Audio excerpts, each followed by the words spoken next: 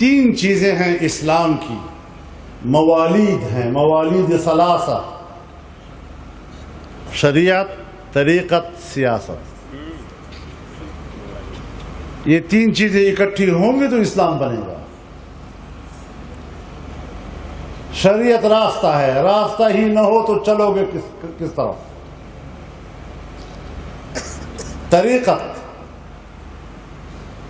راستے پہ چلنے کے اصول سکھاتا ہے، راستہ ہو اور چلنے کا ڈھنگ نہ آئے تو سفر کیسے کرو گے؟ اور سیاست، جب راستے میں مشکلات آتی ہیں تو مشکلات کو دور کرنے کا نام سیاست ہے۔ اب ظاہر ہے جب آپ ایک راستے پہ جا رہے ہیں، مشکل مرحلہ آ گیا، پتھریلی زمین آ گئی، جھاڑیاں آ گئی، تو وہاں تو پھر کچھ کلہاڑا، ڈنڈا ونڈا، یہ چیزیں پھر ہتھوڑا وغیرہ لینے پڑتے ہیں نا۔ تو جب آپ استعمال کریں گے تو شور بھی آئے گا نا وہاں سے، تو اس لیے سیاست کے ماحول میں ذرا شور و غوغا رہتا ہے۔ تو آپ راستے کی مشکلات کو دور کریں گے تو پھر تو کم از کم شور و غوغا تو ہوگا نا۔ اور فرمایا یہ تینوں چیزیں ہوں گی تو اعتدال ہوگا۔ اگر صرف شریعت ہے اور طریقت و سیاست معاون نہیں ہے تو پھر نفس شریعت سے وابستہ ہو جانے والا آدمی وہ تنگ نظر ہوا کرتا ہے، وہ پھر بند حجرے کا ملا ہوتا ہے، انتہائی تنگ نظر ہوتا ہے، دوسری بات ماننے کو تیار نہیں ہوتا۔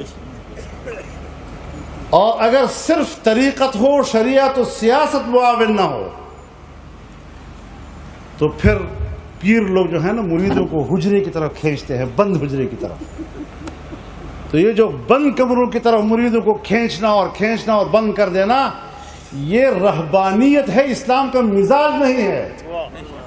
اسلام کا مزاج گھر سے نکل کر محلے میں، محلے سے نکل کر شہر میں، شہر سے نکل کر صحراؤں میں، دریاؤں میں، جنگلوں میں، پہاڑوں میں ان پر مسلط ہو جانا ہے۔ وَلَقَدْ كَرَّمْنَا بَنِي آدَمَ وَحَمَلْنَاهُمْ فِي الْبَرِّ وَالْبَحْرِ وَرَزَقْنَاهُمْ مِنَ الطَّيِّبَاتِ وَفَضَّلْنَاهُمْ عَلَى كَثِيرٍ مِّمَّنْ خَلَقْنَا تَفْضِيلًا۔ یہ مزاج ہے اسلام کا۔ لہذا صرف طریقت اور پیری مریدی یہ آپ کو کھینچتی ہے بند حجروں کی طرف، جو رہبانیت کی علامت ہے، یہ اسلام کی مزاج سے مطابقت نہیں رکھتی۔ اور اگر سیاست محض ہو اور طریقت شریعت اس کے ہمراہ نہ ہو تو پھر تکبر اور نخوت پیدا کرتی ہے۔ نرے سیاستدانوں کو دیکھو، سب متکبر ہوتے ہیں، مزاج میں تکبر آ جاتا ہے، ہم بڑے لوگ ہیں، تکڑے لوگ ہیں، یہ ہے وہ ہیں، اقتدار والے ہیں۔ اس اصول کی بنیاد پر ہمیں جامعیت اپنے اندر پیدا کرنی ہے، اس پہ جوڑ پیدا کرنا ہے۔ سو مدرسہ ہو، جماعت ہو، خانقاہ ہو، ان میں یکجائیت ہوگی تو تحریک مکمل ہوگی۔